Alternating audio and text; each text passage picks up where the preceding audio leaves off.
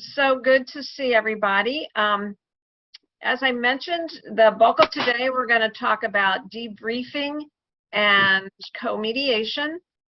Before we get started, I did want to go over a couple of questions that came up from the, from the Volunteer Handbook. For those of you that have read it and gotten back to Stephanie and I, or Carolyn or Kyoko or Jillian with any questions that you have, we really appreciate that. But if you haven't, if you could review the handbook and just let us know that you reviewed it and you don't have any questions, that would be great. If you want to, continue to be an active volunteer. If you have any questions about the handbook, please don't hesitate to let us know. Couple questions have come up and I wanted to just get back, respond to those since I had everybody here together today. One question was around the issue, this is in the ethical, the standards of conduct section, about not giving legal or other professional information, advice, or counsel, even when specifically asked by a participant for their opinion. And the question is, what if you know some advice that could be useful? How about giving it after the mediation or the circle? So kind of the response to that is, the reason that we are there is to facilitate the discussion, to be experts in communication, creating the environment that might help the parties resolve their dispute. So, I know it's hard. Sometimes we all have to bite our tongue on great advice that we might have for someone to help them, even if it's something not directly related to the issue at hand, but it's really not appropriate to give advice on issues raised during the mediation related to the dispute, whether that's during the mediation, in caucus, or after the mediation. Giving that advice could impact neutrality and potentially confidentiality. One party could see it as, why are you giving advice that might be helpful to that person and not to somebody else? Phil, it looks like you have a question. No, I don't have a question. I simply have an observation. I don't disagree with the response. I think that's 100% correct. However, when we are trained, especially those of us that are attorneys, we are told that we're not expected to forget our general knowledge of the law. And if the question from the parties, and I mean both of them, not one or the other, at least in joint session, if the question is, how is, for example, child support calculated, then you're not being asked for an opinion. You're being asked for a recitation of the law as you understand it. If you don't know, obviously you should say you don't know.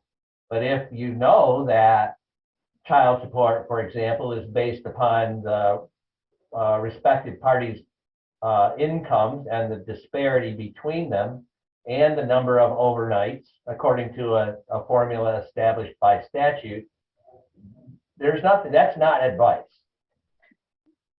Well, I think I will let my colleague Stephanie respond to that. Stephanie, if you wouldn't mind jumping in, since you are an attorney and shared with us. Stephanie, would you mind responding to that? I understand your question, Phil. It's well received. It is a good point. I think just as a standard of care and as a mediator, we just don't want to open any mediators, even non-attorneys, into a situation where they're, I know it's not considered advice, but giving any kind of legal justification, explanation. I think it's it just comes down to, we're just going to take care and make sure that nothing can be perceived as giving advice. So we're just going to err on the side of not doing that. Lord. I understand. I understand completely why that would be the policy. But as as a matter of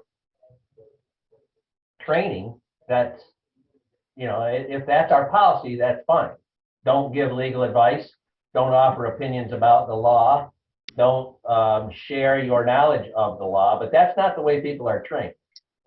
I'll say that that's not what the ICL, that's not how ICL trains. That's not how I train.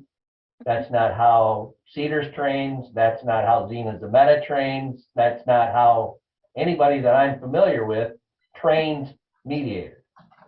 Okay. Well, let me jump in here real quickly about this, and I don't want to derail the conversation. I know there are other lots of content to cover.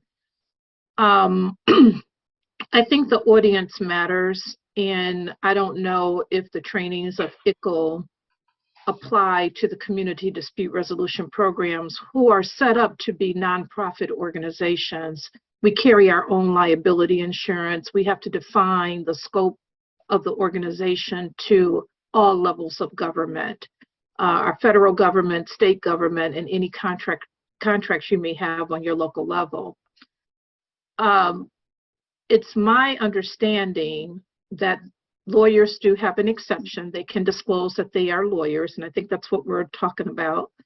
But giving legal advice, and I heard this directly from the State Bar of Michigan, a representative there, when we convened some years back at the SCAO, we were told that if we give any semblance of legal advice, we would be investigated, and they would do whatever state bar organizations do. So that's one threat. It was a blatant and clear threat to the community dispute resolution organizations. On the another level of concern that I have, and I want to make sure we stay in our lane, is that we're not a legal organization. That's not how we're defined in any of our articles, with any government entity, and with our insurance company. So I have to, a part of my job is to assess the risk. So I do not want volunteers or of any kind, be you a lawyer, if you're a doctor, if you are a therapist, if you're, a master mechanic, to give advice to the participants there, because then we become responsible for that if it falls apart, doesn't go well. Who gets sued?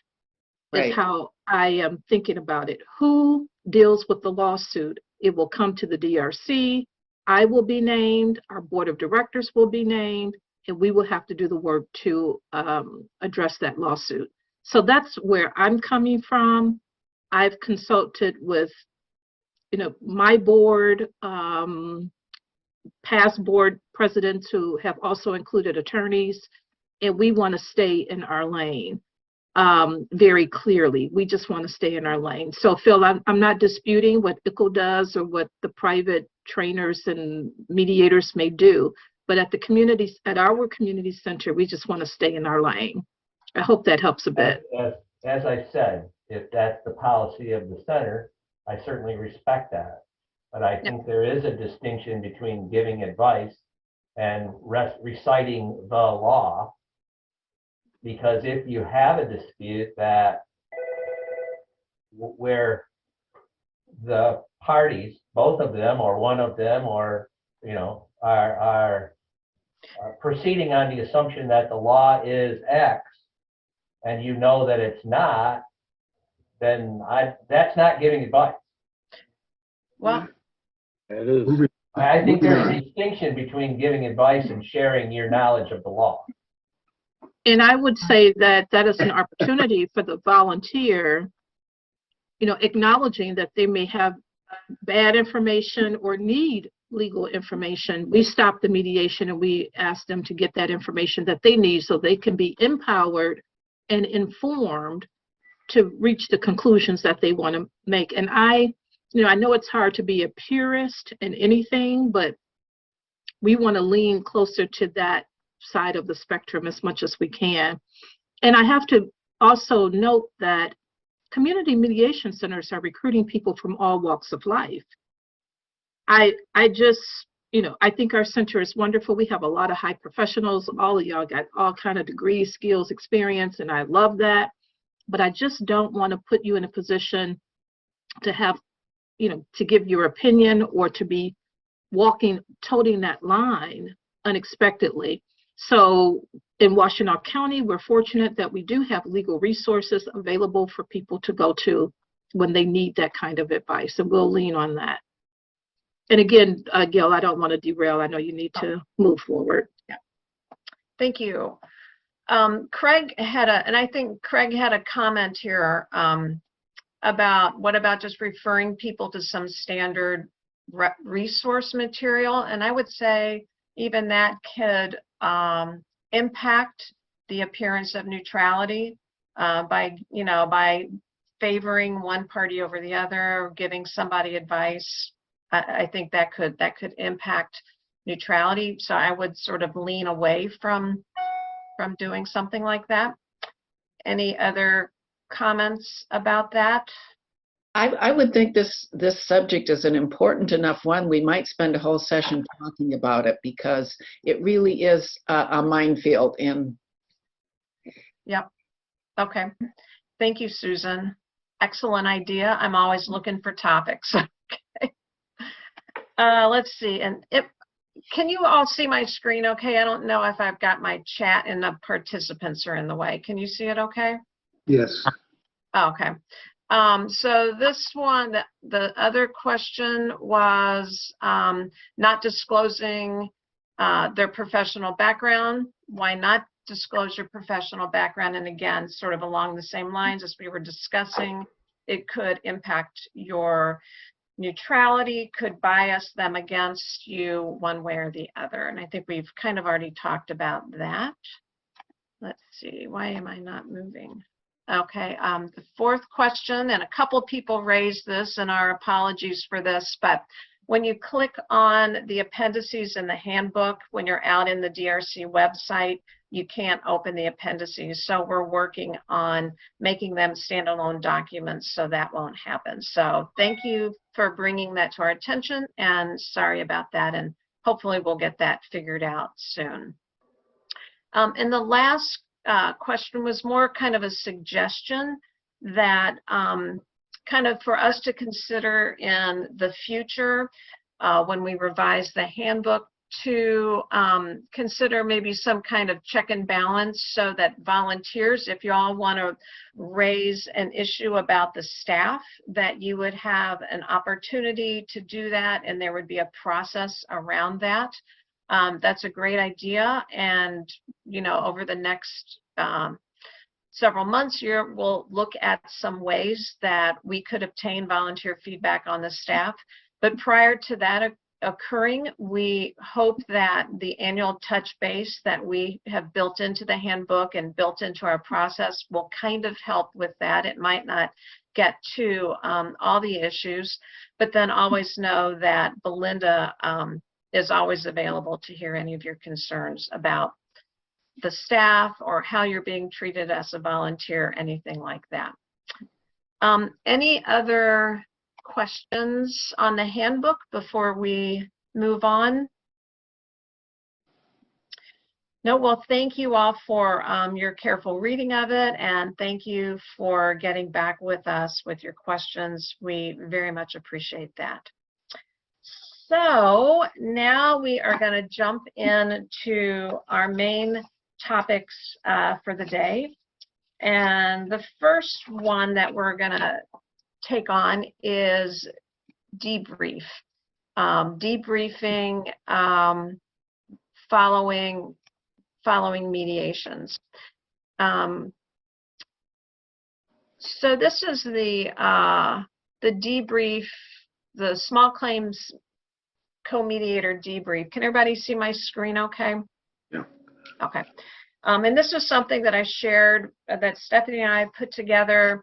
And the idea here was just to give you all some suggestions and hints for how to stimulate an open and comfortable conversation during the debrief between the co-mediators. By bringing this up, we in no way want you all to think that we think there are any problems. I mean, I know Stephanie and I don't want to speak for Stephanie, but we've talked about it, and we think that you all are fabulous mediators, and, you know, usually the conversations are all about what some great thing that one of you did that the other co-mediator is going to incorporate into their process, and just how good you all really, really are, and just what wonderful skills you have, and what wonderful mediators that you are. But we do want to make sure that, you know, if there is a time when you feel maybe that you were talked over, or, you know, you just weren't comfortable with how something went, whatever that might be, that you have a safe, comfortable space to bring that up, and know that the person who's going to be on the receiving end of it is going to receive it in the spirit in which it is given, and that, you know, being a successful co-mediators is really based on, you know, your cooperation, your working together, you know, and just being open and honest with each other. So just keep all that in the back of your mind. And Can I say something really quickly? yes, you may, Stephanie. That feedback can also be used as a self-assessment. So maybe you're in a mediation and you say something and then you think, oh, maybe I shouldn't have said that, or maybe I should have called for a caucus earlier. It's not so much as, let me pick apart my co-mediator, pick out what I don't like that they did, and save it for the debrief. I mean, if there's something you notice that you thought was a problem, absolutely share it in the debrief, but it can also be used for yourself. And I would just challenge everyone to have a growth mindset about it.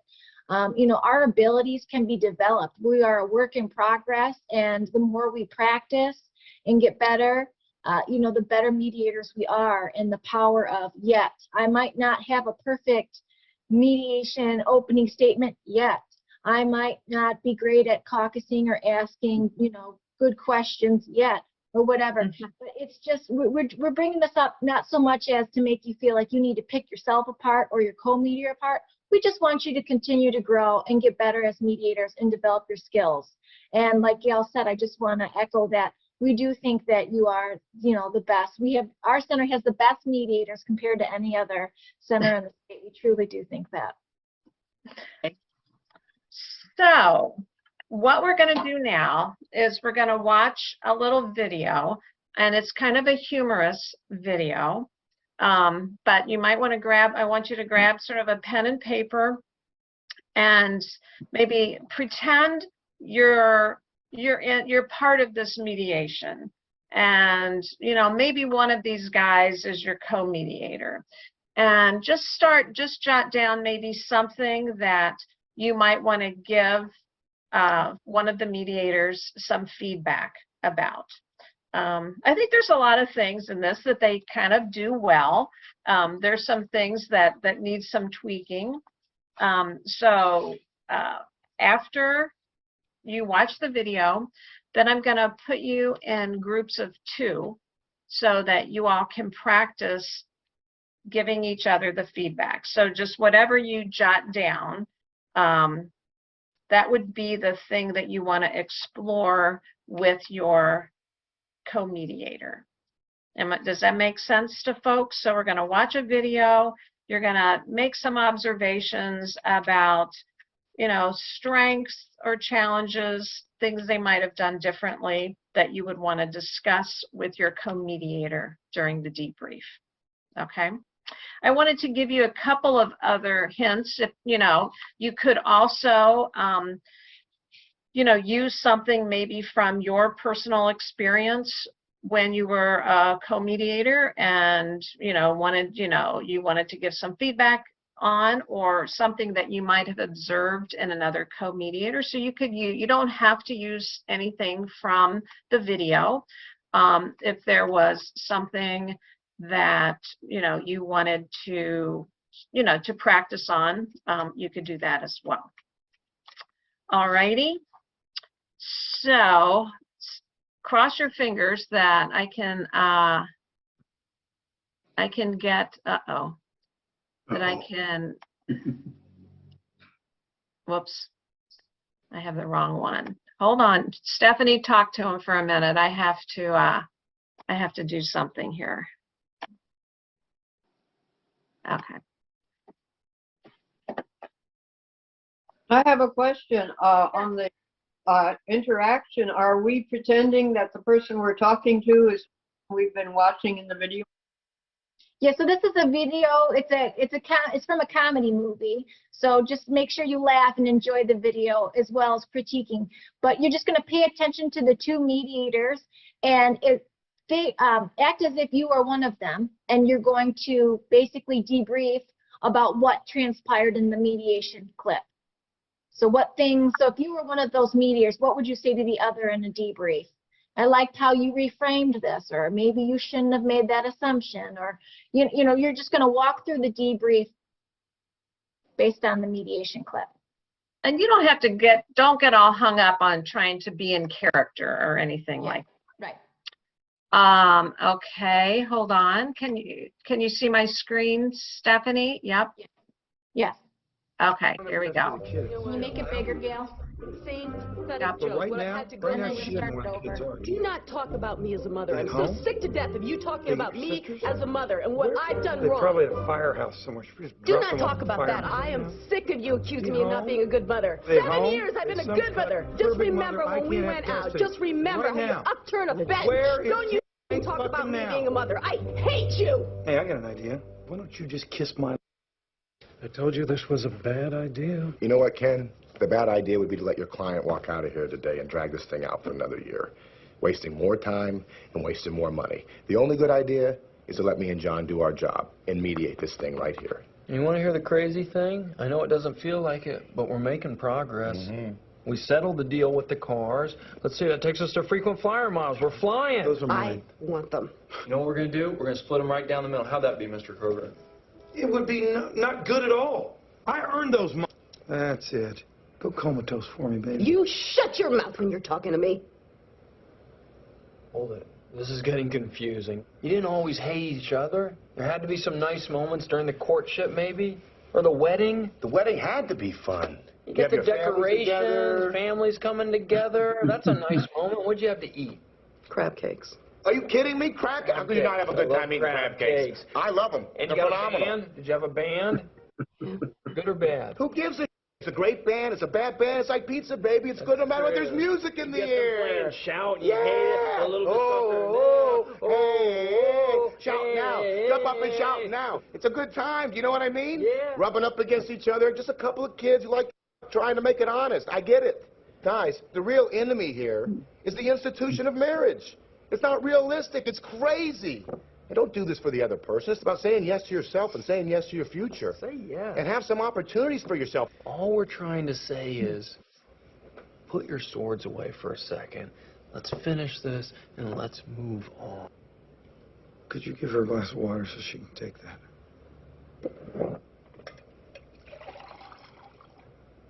Hey, John, that's weird. That glass looks half full to me. Wow. Now that you mention it, it is half full. You can have the miles. Sweetie, you take the miles. Great. Great. Let's sign the paperwork and we are done. This is just semantics. If you guys want to throw a couple miles at us, we'll take a couple. The big thing is that we're all moving on. How does Nutrisystem work? Whoops. There we go. Hold on. Hold on. Steady as your body burns fat, including stubborn belly fat. And this is some of, if you... Okay. Okay. So I hope people have some comments to share with each other. So everybody kind of get the drill of what we're going to be doing. So I'm going to put you in groups of 2, and then you're just going to practice giving each other some feedback. Okay? We're good?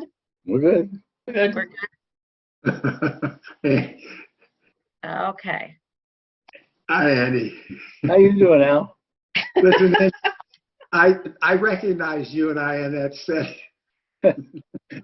That would have been me. That was us, right? 20, Well, I guess they paid you and me, right? Yes, they did. That reminded me a little bit about big time wrestling, that tag team approach to wrestling. Yes. Oh, wait a minute. I'm totally baffled. This will just take a second. Sorry. Okay. You lied. It's more than a second. It is. It was a clip from Wedding Crashers. That's okay. movie. It's the first scene. They open up with that mediation scene. That was a censored version. So if you're interested in watching the full clip, you can check that out. It is quite funny. It goes on for about 6-7 minutes.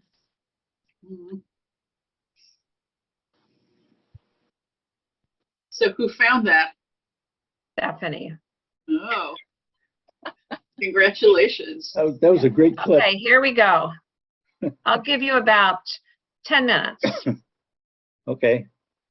Good luck.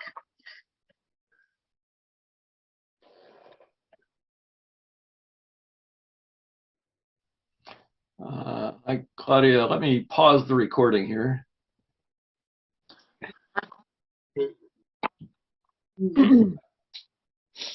I paused the recording for the breakouts. Okay. Let's see. All right, I think we're all back here now.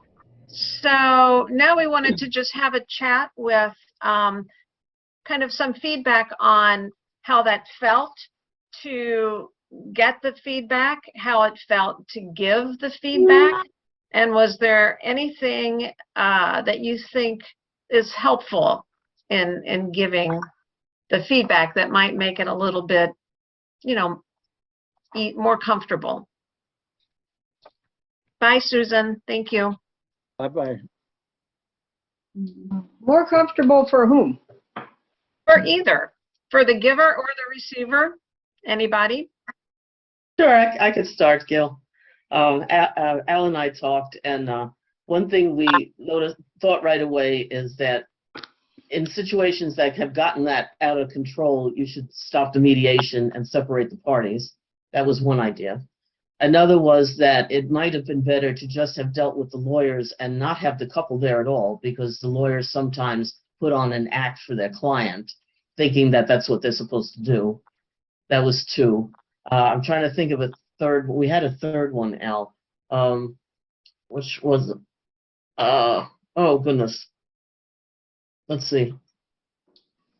Oh, with the ideas that the two were coming up with were actually not very useful. They should not have been bringing up the couple's wedding as some way of breaking the ice between them. So, so that was like the three.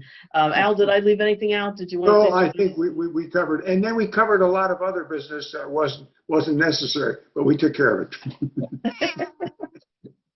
Okay. And so we did have some ideas about yes, we did. How to improve it. Did you give Al any of that feedback, Alexandria? Oh, yes. Oh, yeah. absolutely. Yes. Oh, yeah. And how did that feel, Al, when Well, a typical response from Al in a debriefing, first I'll appear when you say something critical. I'll look like I'm pouting, but I'm really not. I'm taking it in good spirit. I did take it. I was listening, and I made a mental note to try to recognize that the next time I'm confronted with that situation. Mm-hmm. And what about you, Alexandria, giving it to him? How did that Oh, no, feel? we were talking together. I didn't come up with the ideas. He came up with ideas too. We were just hashing out 3 ideas that we could bring back to the group that we both discussed. Mm-hmm. So it wasn't a question of Al listening to me. We were talking. He was fully involved. Oh, good. As usual. Mm-hmm. We've mediated together, by the way, Al and I, and we've been pretty fairly. We think we've done a good job together. One thing that Al brought up, which I thought was interesting to me, and I've noticed it before, if you have two people at each other that are one male, one female, it tends to go a little better if maybe I go with the male, talk to him in a caucus, and he goes with the female, because it seems to render defenses down a little bit, that they don't feel like they're confronting or trying to justify something to their own party, so to speak. And it's just something that I've noticed along the way. I really didn't talk to Al much about this, but we kind of agreed that that between the wife and the husband, if you had to put up with them being in the room, that it might be better for one person to talk to one of them and the other person to talk to the other one. Just an idea. Anybody else want to share their experience in giving or receiving debrief? Yes, April? Andy and I have mediated a fair number of times together in the past, and we kind of took it as an opportunity to look at our own reactions, our own emotional reactions to the situation, and how my instinct was like, okay, we got to chill this thing out immediately. And Andy was much more able to kind of go with the energy and recognize the possibilities in the energy that was being generated. And we were kind of agreeing that our differences, Andy and my differences, are part of why we mediate well as a team. We have mediated well as a team. And so we didn't so much get into the roles and give feedback to one another, but it was a very productive conversation, and I think growing for me. So wonderful. Thank you, April. Andy, do you want to add anything to that?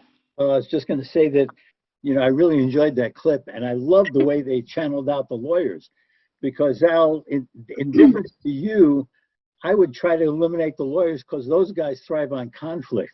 That's why they're there. So if you can eliminate them and get the parties to concentrate on themselves, and they did a really good job of trying to pull the rug out from under them so they'd have a productive conversation. So I thought they did a great job. I thought they set it up to move the process along and get it resolved. I thought it was great. They focused on a past commonality, a happy memory, the wedding, which lowered the parties' defenses down to where they were willing to, you know, offer each other the miles, the plane miles. Yeah, I got to watch that movie now. I've never seen that movie. Yeah.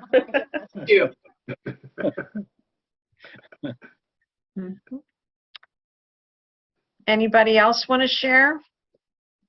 So I thought it was easier to critique the different parties because neither of us were actually the parties. So we started out by saying all the bad things that the lawyers did that they shouldn't have done. But then, as usually happens, then we wanted to, seem like you want to counteract it with the good things that they did. So we came up, you know, with some good things that they did. Like reminding them, you know, think back to the earlier happy moments, and can you put your swords away for a second, saying things like that. So it's just, it was fun to watch, and it did bring up some instances in mediations that I've done, you know, like where the parties would get to arguing and you couldn't get a word in edgewise, and it was humorous. And it was easy to critique because the lawyers got to arguing among themselves and talking among themselves and forgetting the clients and all sorts of things. But as for, it's not as hard to critique them because I was not part of the process, really. So. I remember years ago learning that it's hard to hear criticism unless you first hear the good things you've done. And that it's probably a good idea to say 3 good things before you say one really terrible thing Okay, when you're giving feedback. I thought that was helpful. that's true too. Mhm. There's sometimes when you don't really have a lot of feedback, you might have a really great mediation that goes well. And so when it's time for the debrief, you might not have any constructive criticism, and that's okay too. I don't want anyone to feel like, oh, we have to do a debrief afterward, because sometimes it doesn't really apply, and that's okay too. But we just want to make sure that, we're encouraging each other and just always focusing on how we can improve and get better. Stephanie, I remember someone saying one time that we don't know the good things we've done. So, but Phyllis, did you have a comment? Yeah, a couple of comments. I like the idea that the debriefing is standard. So it doesn't come across as only when there's a negative to bring up. So if there's nothing really to say out of the ordinary, that's fine too. Say, well, this, I think it really went well, and maybe we work well together or something like that. But I know the issue for, I was trained in critical incident debriefing, and the point there was, if it's standard, then this was like to policemen or firemen. If they all need to look at what happened and how did they feel about it, it takes the individual concern of, oh, what was wrong with me out of the question altogether. So if I like the idea that it's being built in as standard. Sometimes we don't have time because people have to leave, but if at all possible, I like that. The other comment that I was reminded of from the clip is sometimes what's funny to the mediators is not so funny to the parties. And I think mediators need to be careful when they use humor and don't assume that the parties are in the same place. Excuse me. I would note that debriefings that occur after a successful mediation oftentimes highlight why we were successful, or what one mediator or the other one did in order to come to that positive conclusion. I think sometimes there should be some emphasis put on what might have been done or what could have been done differently when there is a lack of a successful mediation. The parties have not come to an agreement and we're sending it on to the court, for example. What did we miss, or what did one party or the other not recognize as a possible vehicle for overcoming whatever the challenge was? Yep, I agree. And I've heard you all have some very interesting conversations around that, like, trying to think of, when it's all done, what else could we have done? And, did we miss something? And really racking your brains to see if there was something. Anybody have any observations on when somebody has given feedback in a way that, felt good? I mean, I know there's one mediator that might say something like, I was just wondering, when you said whatever, what were you trying to accomplish there? So that they're coming across from a point of curiosity and really trying to understand what was going on, but trying to, to have a discussion around something that they, might not have felt comfortable with or curious about what they were trying to accomplish. Anybody have any thoughts on when you've received some feedback or when you've given some that may have been successful?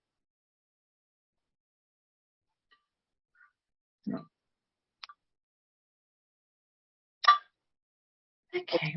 I think it's nice to have a conversation afterwards. Not necessarily to be critical of one party or the other, but to reinforce the good things that we did to enable us to either reach a resolution or not. But sometimes the best resolution is to send the parties to court. You really don't want to force a resolution. So yeah, I think the debrief is constructive in the sense that it allows us to reinforce the good things we did in the mediation. I think that's a very positive effect. Okay. Great, thank you, Andy. Yep. Welcome. Anything else, Steph? Oh, go ahead, Carolyn.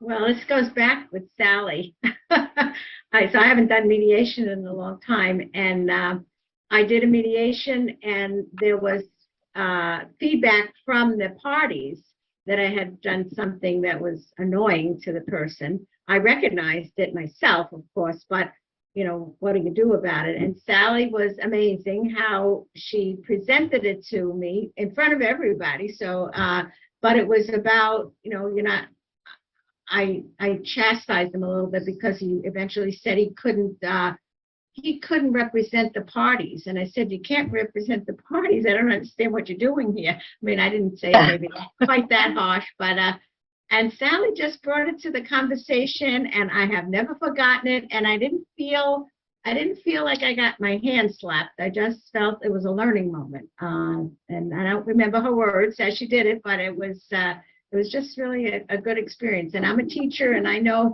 those things are not easy to say and not get offended, but I didn't, and I kept it with me. So, nice to see you, Sally. Good. Well, thank you. Thank you, Carolyn. Kathy, did you have a comment? I was just going to say the way you worded that criticism or whatever, as curiosity. I wonder why you asked that question. Rather than saying what a stupid question or something. And what we just saw, I wondered, why was he bringing up the glass half full? What did that have to do with anything? So in the debrief, I should have politely said, I wonder why you asked the question about the glass being half full. That's a good point. Yeah. Yeah, that's a good one. Why did he? Yeah, one of the problems with those two mediators, they did not have distinctive differences. So it was somewhat challenging to say, well, look at the strengths and weaknesses of the one or the other.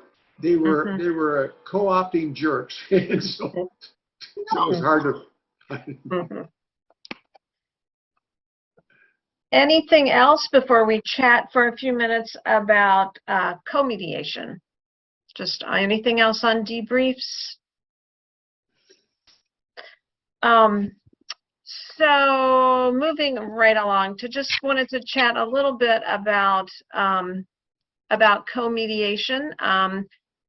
As you all know, the DRC, whenever possible, we use a co-mediation model, and I think there's some kind of obvious strengths in that model, and there are some challenges. So I just wanted to take a minute to see if you all could give us some, and maybe we can just look at each other rather than that screen, but just come up with some of the strengths of the co-mediation model and then some of the challenges, and then talk a minute just about what are some of the things we can do to overcome any challenges that might be inherent in that co-mediation model. Yeah, so you can just shout them out, or you can put it in the chat. But if you want to start with, what do you want to start with, Gail? Positive? Sure. Let's start with the positives. Benefits of a co-mediation model. I haven't. I certainly feel better having a second person there listening, because I don't want the parties to be the only people who tell the court what was done at the mediation, because it could be completely false and completely self-centered. And I'm glad that there's somebody else there with me that is a witness to what actually happens at these sessions. Thank you.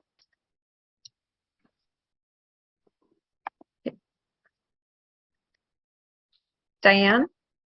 I think it's really valuable for parties to just simply have a break in who's speaking, because it allows the brain will then move, their brains hopefully will then move somewhere else and hear a different cadencing, a different way of putting things together or asking questions. So it gives a little bit of a timeout and just different cadencing and a different voice tempo, I think, is sometimes very helpful to shift. Mm-hmm. Excellent. I think that's right, Diane. And sometimes, you know, we all have a different way that we speak. We all come from different backgrounds, different perspectives, different life experiences. So sometimes if you have two mediators, maybe one of the mediators just tends to speak more to that person than the other. They're able to hear it or receive it better from one of the mediators for whatever particular reason. Mm-hmm. I also think one person can pay attention to the feelings, and maybe even personality-wise, they're more likely to do that, and the other person more to the thinking part of it. So, Issues. Simply stated, two heads are always better than one. Well, there's no question that if one of the mediators has gone off in a tangent that is straying from what what the issue is or what we should be trying to accomplish, a successful co-mediator can probably bring that back into the focus that you really want by asking an appropriate question. And by the way, we don't do it very often, but on those rare occasions when I've had caucuses with my co-mediator between caucuses with the individual parties, there's an opportunity to talk turkey to each other, just exactly where you're going and what you're doing, what is wrong, or what mistakes we're making, and what we should perhaps change the direction we're going in. You can do that in that candid environment there. Thank you for bringing that up, Al. We're actually going to discuss that today at the end, towards the end of our Lunch and Learn today. Thank you for bringing that up. Absolutely. What about some of the challenges that you all see with the co-mediation model? Every time I start a co-mediation, I try to recognize that some personalities are stronger than others, and giving the co-mediators an opportunity to contribute to the effort is a challenge. Is a challenge for me oftentimes, because I want to grab the reins and get done with the business, and I have to bite my tongue sometimes, and oftentimes my co-mediator said you should have bitten it a second time. That's good, Al.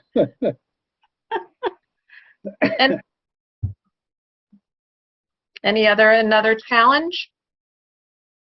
I think when you're mediating between a man and a woman, and the co-mediators are either both male or both women, that can be a problem, because if I remember one mediation where there were 3 women in the room and one man, and I think one of the female mediators said to the man, "How does it feel to be in the room with the 3 women?" And he gave this great sigh of relief and said, "I'm so glad you brought that up." And at some point after that, he said, "Now the healing may begin." It was like one of those wow kind of mediation moments. Yeah. And so I think sometimes, very rarely do we actually say it. I think when it's appropriate, it's really important to actually say it.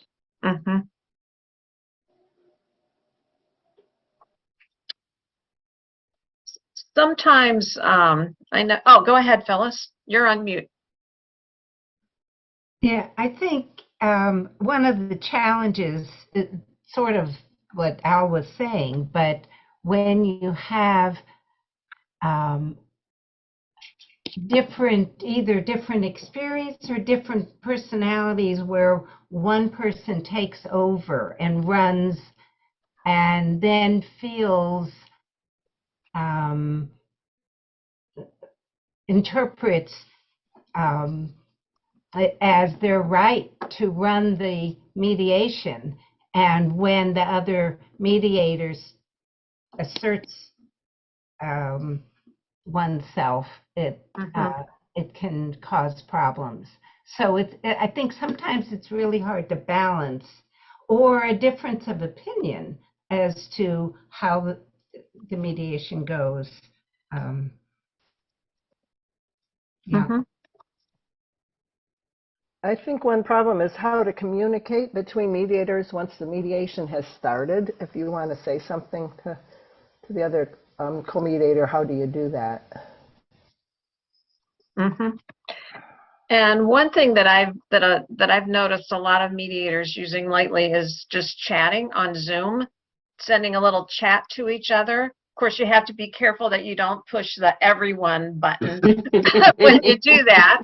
But you know, do that when it's like, what do you think about caucusing now? Who do you want to go first? I know several of you use that as a way to communicate in the middle of the mediation.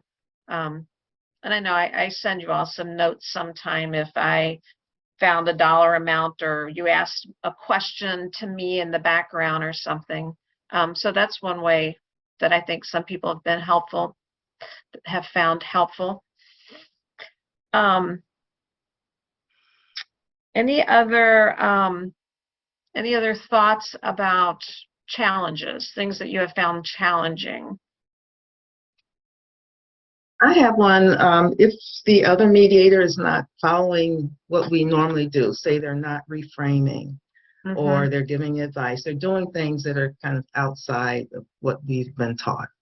And how do you interject or kind of say time out?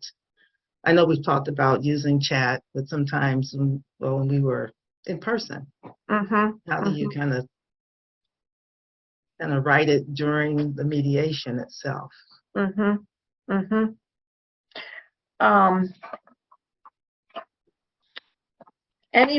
thing that I have observed or seen some folks do is, and I think it's important to do, is, you know, before the mediation, at least now on Zoom, when we have that 15 minutes together, and you talk about, you know, what the case is, and everyone always, you know, is good about divvying up who's going to do what, who's going to do the opening statement. I think generally people are really good about splitting it and sharing it so that both of the co-mediators get a voice with the parties.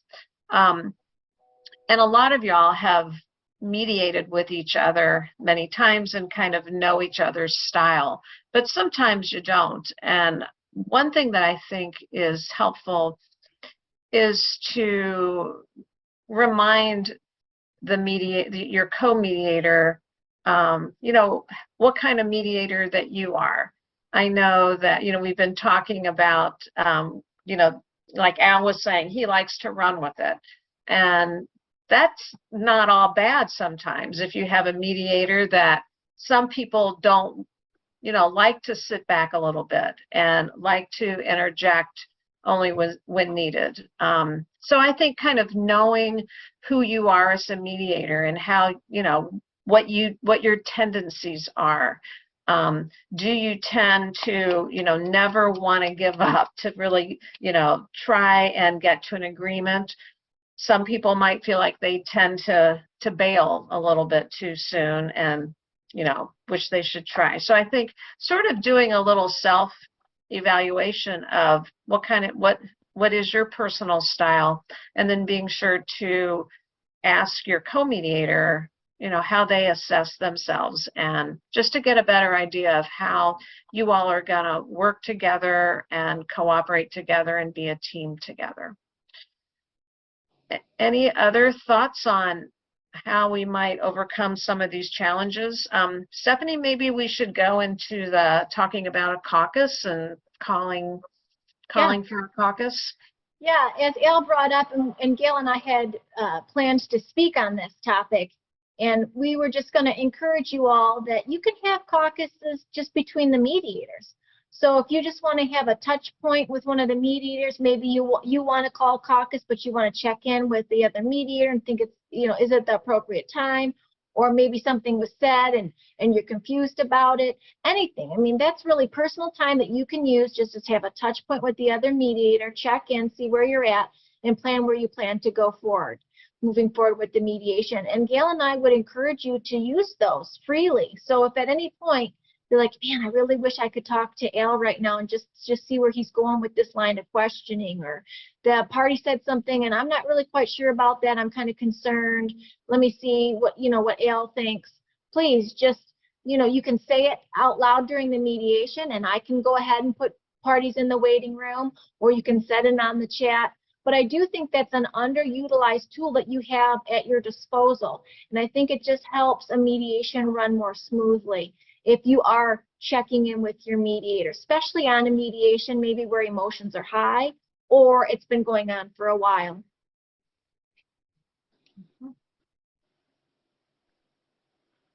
Any questions or thoughts about the use of caucus and how that's worked well for you, or just experience around caucus? Yes, Phyllis? So I have a question of interpretation of what the caucus is. Is it, well, so I mediated with someone one time, and that person said, well, we set up a caucus so I can ask questions of you that I would not ask during the mediation. And I was not comfortable with that interpretation of, or definition of, a caucus. And I guess, and so I have a question about how it's defined, but also the timing and whether, and I guess what you were saying before is how important it is for the mediators to converse and plan when that caucus is to take place. Because if one person says, well, I think we ought to caucus now, what do you think?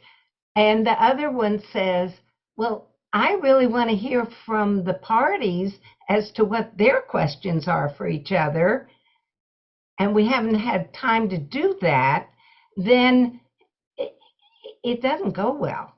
That just doesn't go well. So I'm really curious about other people's experiences, but also thoughts about all that. So I think one of those, anytime if there, you don't want to have the co-mediators having a disagreement in front of the parties. That's not going to be helpful for the mediation at all. So I would say if you're, anytime you're feeling like that you are really at odds with what's happening with your co-mediator, I would say the mediators should go to a caucus, and you should pause it and have a discussion and clear up whatever the issue is. Stephanie, what do you think? Yeah, and you can always bring Gail or I into the conversation as well. We're there to support you. With the mediation, I consider the mediators the gatekeepers of the conversation. The content is coming from the parties, but really the mediators are in control of how the conversation's going to flow. If we're going to caucus, are we going to do a shuffle? You're really kind of controlling that, and you are teammates in the co-mediator model. You're teammates. So if at any point something that you're not comfortable with, just hit a pause. I would just encourage you to hit a pause, bring Gail and I into the conversation, and get back on track to have a successful mediation. We're all human beings. We all come from different walks of life, different experiences. We have our own emotions. And so each mediation is going to be different, and it's going to go different with the parties. And so I would just encourage you again, just to touch base if you feel like, hey, this is getting off track, or I need to check in with my mediator and see why maybe he's getting triggered by this mediation. He seems maybe like he's getting kind of aggressive, and or maybe I'm feeling triggered by something my co-mediator did, maybe something that the party said. And so we're just going to put pause, speak to each other, and work it out. Because like I said, we're humans, we have our own emotions, and so we're a part of this conversation. We're a part of this mediation equally. And so, you know, we're trying to do reconciliation. We're all here, we all believe in this work, and it can be heavy. So if you need to reconcile with the other mediator and, you know, reframe and hit pause, then we can do that. And I think Phyllis was also asking about the purpose of the caucus. And I think there can be many purposes of the caucus. I think it can be used to ask, to ask a party a question that, one, they might not feel comfortable answering in front of the other party for whatever reason. And just exploring, you know, their interest in settling just some of the issues that they're raising that they, you know, they might not be as comfortable sharing in front of the other party as they are in that confidential caucus setting. Yeah, I agree.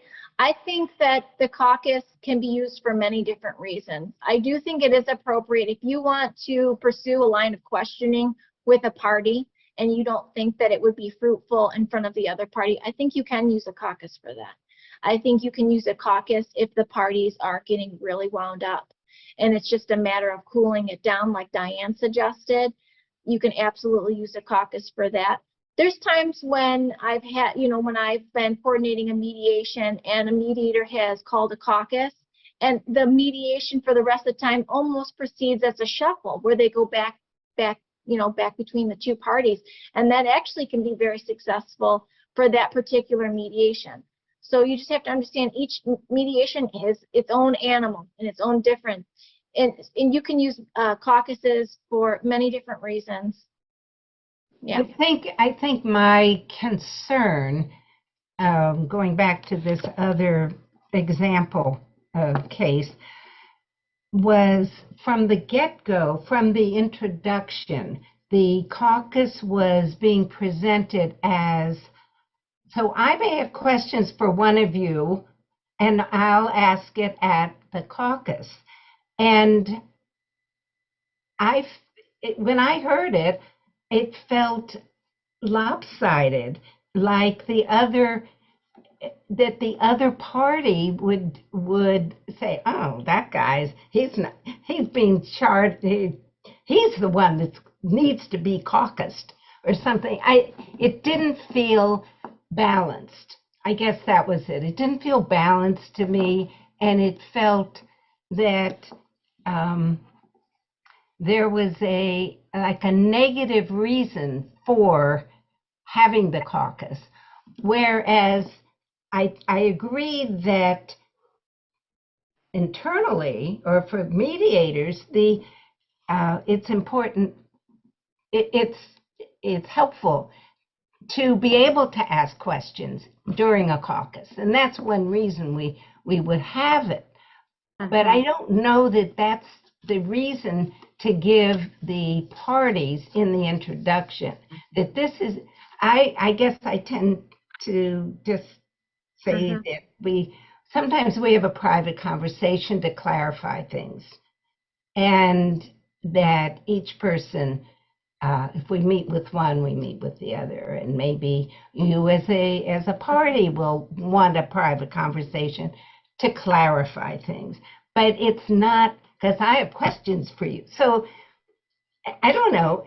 Maybe I'm overreacting to how it felt to me hearing the introduction at that mediation, and maybe, you know, I'm making more out of it than I should.